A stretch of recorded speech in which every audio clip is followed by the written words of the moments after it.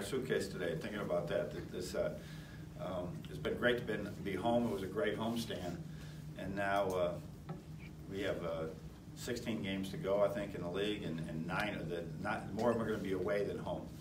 So it's always difficult. I think we've been to Illinois many times since I've been here, and it's a loud place.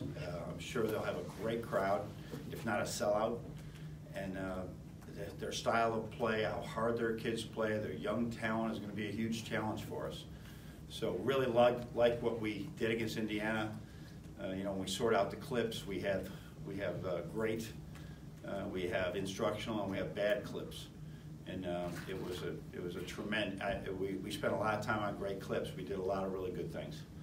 So we're going to have to do the same thing. I mean, we're going to see the unique defense again that is so much. We could see there's so much pressure on the ball, pressure on passes, everything that it's. You go into this game thinking that you might be able to do something and you won't be able to do it. They just won't let you. They'll take you out what you want to do. So it's really big challenges for us, and we'll do everything we can yesterday and today, and then tomorrow we got a full day to get ready for it. Jay, you want to start us off? Sure. John, you talked about how before the Penn State game that you guys were getting so busy prepping for zone, then they had to switch over and prep for man. So now with kind of just the havoc almost that Brad's teams cause on both sides of the ball, what have you guys specifically been working on going into tomorrow night's matchup? Well, they're without giving you a scouting report, they could play zone on us too. They played 10% of that this year. It just, you can't prepare for Brad's team in just 2 days. Hopefully we've been preparing for it since last July. Catching the ball with strength and we call it boss with the ball. Being strong with the ball, being able to dribble with your eyes up so you can see who's open. We've been practicing going back door. So those are all the things that are normal that you practice all through the year. So, but you got to be ready to go into a fight. They're not going to let you run things, and you got to be able to respond and go back to some of the things that you either came into Michigan being able to do or have learned since you've been here. Andrew?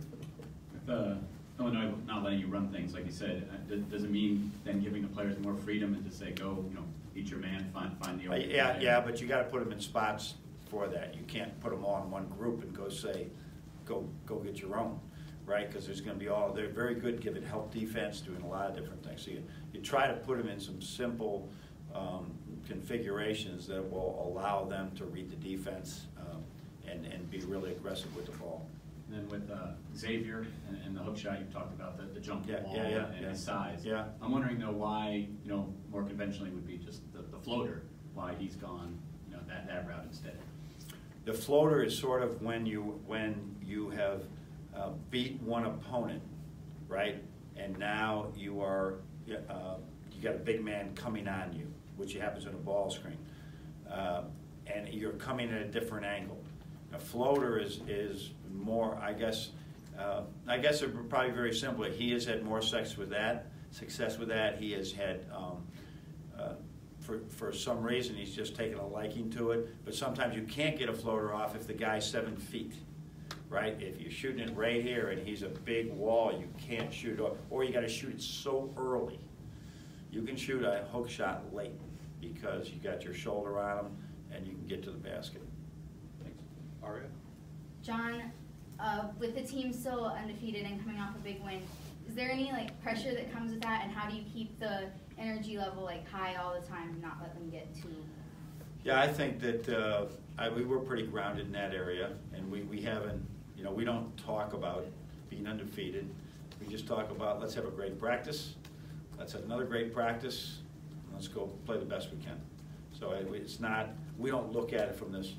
We look at the future from a holistic point of view. We don't look at the past that way. We just say, what is the game? What do we have right now in front of us, and what is the practice that we have in front of us right now? And so only one team has been undefeated in a long, long time, and that's almost 50 years, I think, right?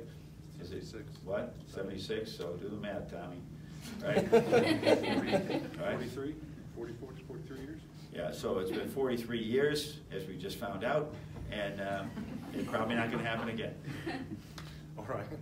Is there any update on Isaiah and his back? Yeah, he was able to practice yesterday. So to somewhat degree, and we're very hopeful. I guess, how much was he able to put any pressure? Because we saw in warm-ups he wasn't really. Yeah, he was much different than he was yesterday in practice. So I can't tell you he's going to go, but he was much. It seemed like he was out of a lot of the pain he was in before. Zach? First, just to follow up, how much do you think the guys, because you always talk about guys are out, other guys can step in, how much do you think they gained from maybe when he was limited? Well, certainly Brandon really benefited from it, having the opportunity to go in there and just play basketball. So that was really good. And Eli played elevated minutes as well, because not elevated, but he played a lot of minutes as well. So yeah, there's always. I mean, that's how we're always going to be. You look back at Muhammad Ali, Abdul Rahman, and there was no way he was going to play his freshman year. There was no way, but it led him. Where we didn't have a great freshman year, it led him to a great junior and senior years. So that's there's always good effect from that. Unfortunately, for Isaiah, it wasn't good. And then, doesn't have anything to do with tomorrow's game, but almost 2 years ago, you went to Champaign, you got called white collar, you lost. I'm curious, but I mean, obviously it's different personnel, but did that seem to start a trend? You guys have been on a significant run since, and it seems like it's more of a defense, toughness-oriented run. Yeah, I don't. The big thing I thought in that season, that certainly had something to do with that season, but I also thought that they lost Ohio State at home that year, where it was the same mistakes, it was the same lack of grit late in the game, early in the game, that our kids still hadn't grabbed yet, and that's what turned things around a little bit as well. But that certainly didn't hurt. That didn't hurt. That it wasn't just our coaching staff talking about it; it was other teams talking about it, and that was really good. Isaiah? You've spoken a lot about trying to ease David DeJulius in, and how much you wanted to see him kind of grow into that role. Getting to see him a little bit more and kind of crucial game time. What did you take away from his? Well, I mean, he was only in there for a minute. We watch him every day in practice, and it's two things. He's got to grow, and we got to have a need, right? Eli Brooks right now is becoming an elite off-the-ball defender, talker, run our offense. Our offense flows better when he's in it, both off, and our defense does as well. So we're not going to go and say, okay, this is equal opportunity, or everybody's going to play, a certain number of minutes, whatever 40 is divided by, right? So 13 minutes, everybody's going to play 13 minutes and 20 seconds, right, so that we can keep it even. No, we're not going to do that. So there's got to be an opportunity for him as well. And just like when Isaiah went down, let's hope that doesn't happen. If we lose a point guard, he's going to get a shot, and he's going to be as ready as he can be. How much has he grown since he's been on campus, and what? Just like every professor, it's exponential. It really is. Whether it's just attacking classes today, whether it's taking care of the other paperwork in the business you have to take care of, being on time, all these things.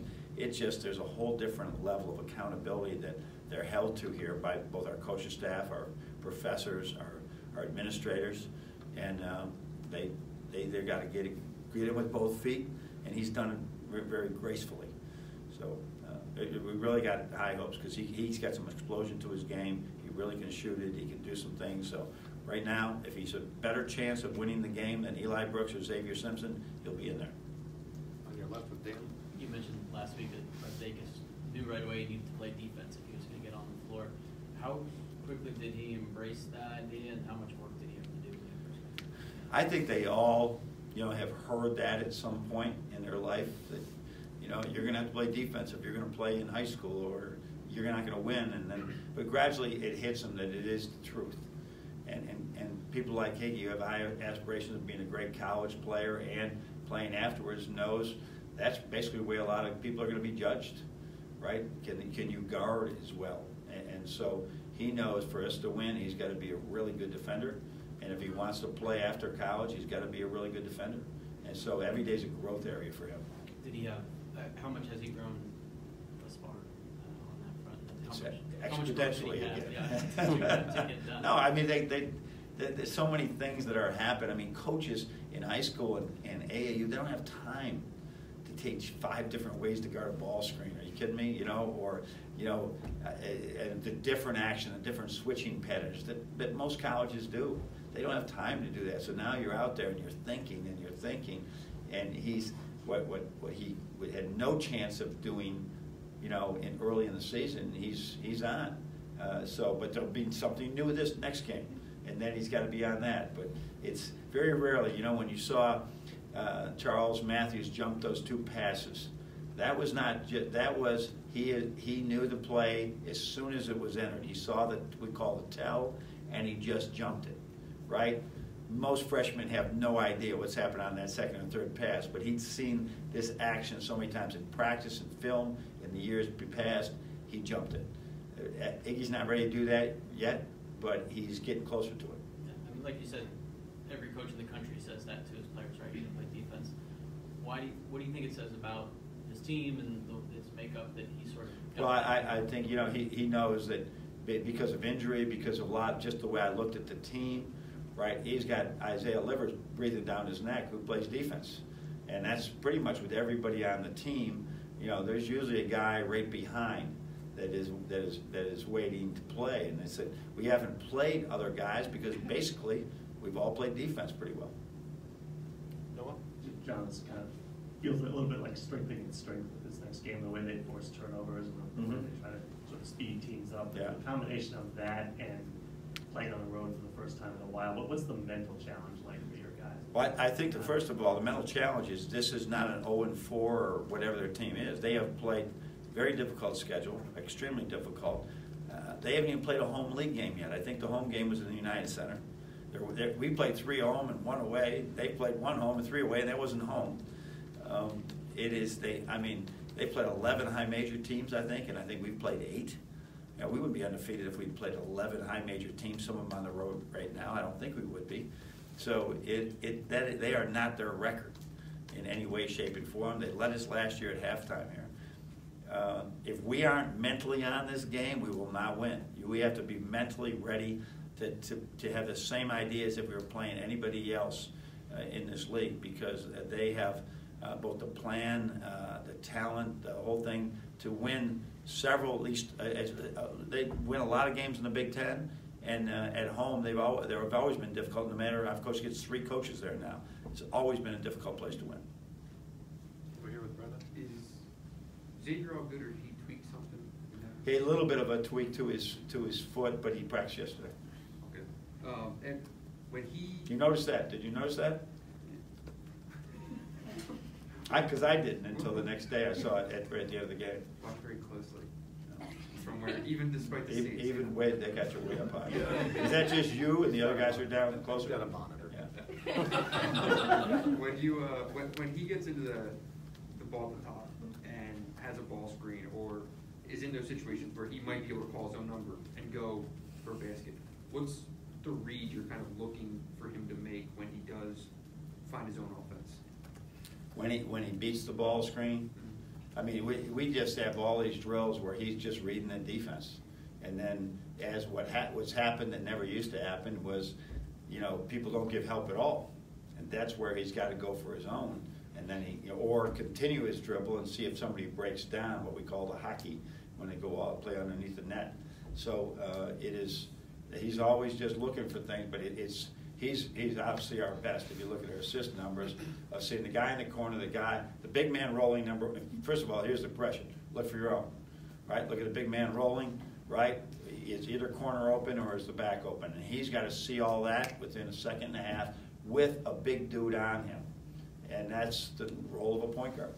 And so for us to be able to get him and then put different people in the ball screen, whether it's JP, Charles, Iggy, all doing that, that's what makes the offense flow, and that's what can break other teams down. Multiple people can get into that. And since that last Northwestern game when they were sagging way off, what kind of conversations have you guys had in terms of if teams do that, or him still looking for his own jumper, just the general conversation on that? Well, I think he's really been good at practice to understand what his shot looks like, what type of space he wants to have, what type of timing. Like, he does not need to shoot quick jump shots over people, right? Because he can go by it, right? So if he's got enough time to get himself gathered and shoot it, he should shoot it in.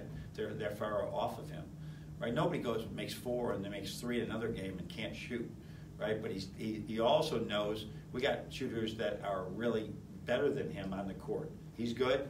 We got some great ones, and he's looking for them more than he's looking for his own. But people lay off him, I'm telling them to shoot it in.